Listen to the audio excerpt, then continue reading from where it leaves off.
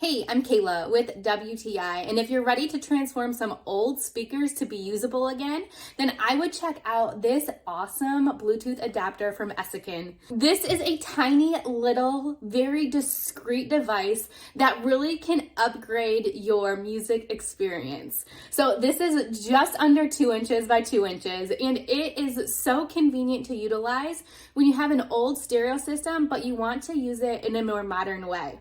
My family has a stereo system in a barn that does not have any FM reception, so we wanted to be able to still utilize the system and listen to music.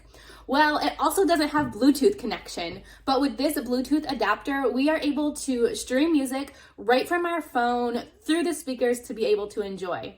It's super small, so it can really be put anywhere. We have it even just hidden on a little windowsill to have the best reception in our specific area. The setup is so simple. You plug it in. It does have a power plug, so you want to make sure that you connect it directly to an outlet.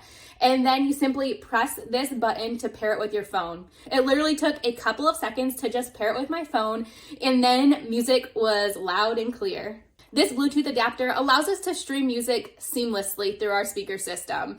It's nice, convenient. I love how small it is, and the setup was a breeze. But that's just our point of view.